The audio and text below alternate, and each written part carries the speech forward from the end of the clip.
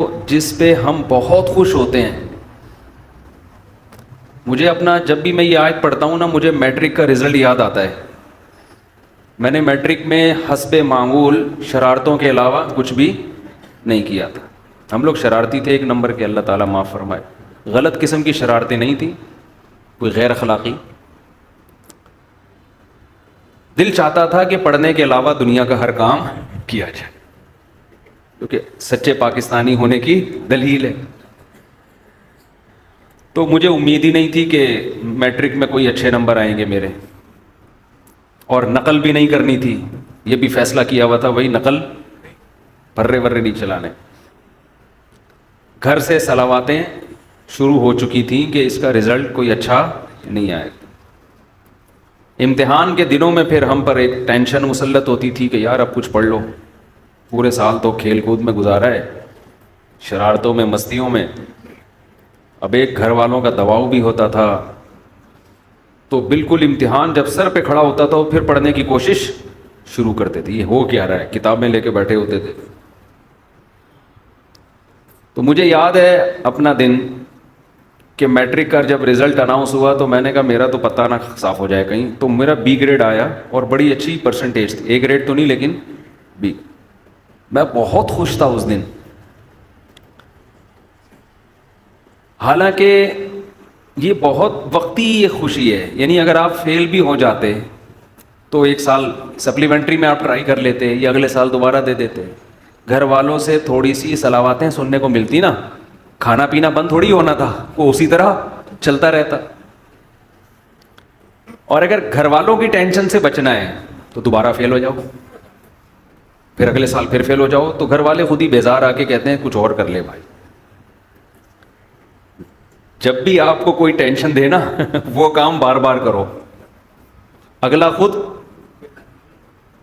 پریشان ہو کے آپ کو پریشان کرنا چھوڑ دے گا. اصول یاد رکھو. دوسری شادی کر لی, مصیبت میں آ گئے, صلواتیں گالیاں تیسری بھی کر لو. مزید گالیاں پڑ رہی ہیں, مزید ڈپریشن میں جا رہے ہو, ٹینشن میں ایک اور کر لو جیسی کی تیسی. لوگ خود ہی بیزار آ جائیں گے, یہ بندہ ٹھیک ہے ہی نہیں, اس کو اپنے حال پہ چھوڑ دو. تو لوگ آپ کا کانفیڈینس چیک کر رہے ہوتے ہیں, ٹھیک ہے نا, یہ کتنا ڈھیٹ ہے. تو ایک دفعہ فیل ہو گئے, اگر آپ چاہتے ہو کہ ٹینشن پارسل کرو, خود ٹینشن نہ لو, تو دوبارہ بھی فیل ہو جاؤ.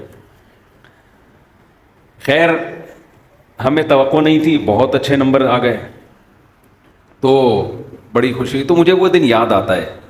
آواز صحیح آ رہی ہے آپ سب کو؟ تو مجھے وہ دن یاد آتا ہے کہ یار کتنی خوشی تھی, حالانکہ وہ تھوڑے دنوں کی ہے. کوئی ایسا بھی نہیں ہے کہ فیوچر اگر فیل ہو رہے ہیں تو ہمیشہ کا فیوچر تباہ ہو گیا. وہ بھائی سپلیمنٹری میں دے دینا, اگلے سال دے دینا, اگلے نہیں تو اگلے سال, ایک سال ضائع ہو جائے گا نا. اور پھر دنیا میں ہر کامیاب آدمی کے پیچھے تعلیم تھوڑی ہے. آپ تو ماشاءاللہ باڈی بلڈر ہیں, آپ جم چلا رہے ہیں نا, تو اس کا ایجوکیشن سے کوئی تعلق ہے؟ بالکل بھی نہیں. اگر یہ پڑھے لکھے زیادہ پڑھ لیتے تو یہ جو ابھی ان کو عزت یا ترقی ملی ہے, صحت ہی نہیں ہوتی. سب سے پہلی بات ہی دنیا میں, دنیا کی نعمتوں میں سب سے بڑی نعمت صحت ہے. ایک آدمی جو پی ایچ ڈی ڈاکٹر ہو یا کوئی بہت بڑی فلم ہو, صحت اچھی نہیں ہے, اس سے وہ ٹماٹر بیچنے والا زیادہ اچھا ہے جس کی صحت اچھی ہے. سمجھ رہے ہو؟ جو صحت اچھی ہے نا, جو ٹماٹر بیچ رہا ہے وہ زیادہ اچھا ہے.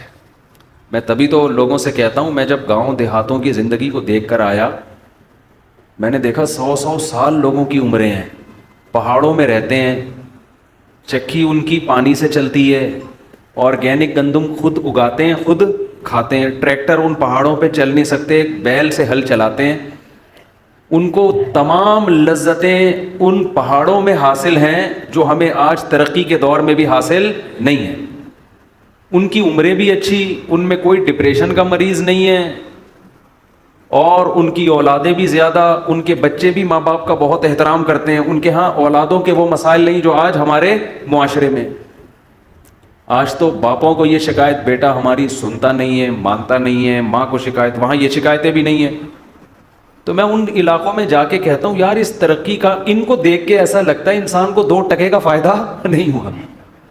مثلا یہ لائٹ نہ ہوتی تو اندھیرا ہوتا سو جاتے, صبح اٹھتے جلدی اٹھ جاتے, صحت اچھی ہوتی خراب ہوتی, اچھی ہو جاتی. فارمی مرغیاں نہ ہوتی تو یہ بھول ہے کہ ہمیں مرغی کھانے کو نہ ملتی, یہ غلط سوچ ہے.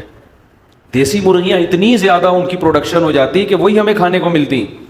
اس کی میں ایک دلیل آپ کو یہ دیتا ہوں, جب تک مچھلی کی فارمنگ شروع نہیں ہوئی تھی, سمندر کی اور دریا کی آرگینک مچھلی بہت ملتی تھی, ہمیں بہت ملتی تھی. سمندر رزق کے دروازے اس نے کھولے ہوئے ہیں, وہ دے رہا ہے نکالو کھاؤ.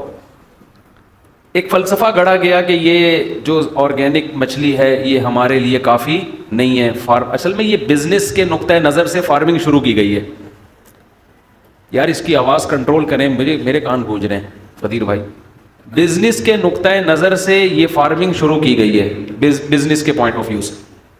اس کا نقصان یہ ہوا کہ جب تاجر کو سستے میں اتنی زیادہ مچھلی وہ پیدا کر سکتا ہے تو وہ آرگینک کی طرف جانا اس نے چھوڑ دیا, اس کی پروڈکشن ویسے ہی کم ہو گئی. اب لوگ سیٹ ہو جائیں گے کس پہ, آہستہ آہستہ فارمی مچھلی پہ سیٹ ہو جائیں گے. جب فارمی مچھلی پہ سیٹ ہو جائیں گے تو پھر وہ آرگینک بھی وہ ہو جائے گی ونس اپون اے ٹائم کہ ہمارے باپ دادا سمندر سے مچھلی پکڑ گئے یا دریا کی اوریجنل مچھلی پکڑ کے کھایا کرتے. حتیٰ کہ اب آپ فشری جاؤ گے نا, وہاں بھی آپ کو فارمی مچھلی مل رہی ہے, تو سمندر کے کنارے بھی آپ کو سمندری نہیں مل رہی. تو ہم نے گاؤں دیہاتوں میں بھی وقت گزارا ہے جو فارمی مرغی جانتے نہیں تھے, لیکن وہ دبا کے دیسی مرغی کھاتے ہیں, جب کہو کھلائیں گے وہ, اس لیے کہ لوگ پھر پالتے ہیں.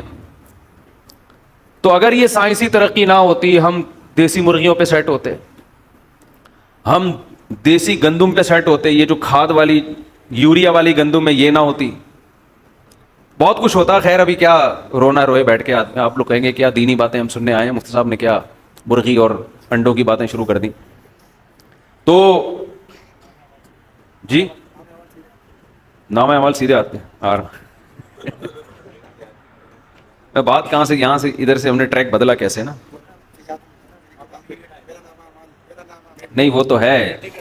ہاں میں رزلٹ کی بات کر رہا تھا کہ میں یہ عرض کر رہا تھا کہ ایجوکیشن اچھی چیز ہے, حاصل کرنی چاہیے, اس سے انسان پڑھا لکھا آدمی, میچور آدمی, بہت کچھ ہوتا ہے, لیکن اس کو بھی اپنے سر پہ بہت زیادہ مسلط کرنے کی بالکل بھی ضرورت نہیں ہے. سب سے پہلے کیا ہے, صحت. اگر آپ کوئی چیز اپنے اوپر مسلط کر لو گے تو آپ کی صحت گئی بھاڑ میں, نہیں تیل لینے. سمجھ رہے ہو نا, مسلط تو کرنا ہی نہیں ہے, مسلط صرف آخرت کی فکر, بس جہنم سے بچ جائیں جنت میں چلے جائیں. اس کے علاوہ مسلمان کسی چیز کی ٹینشن بالکل بھی نہیں لیتا.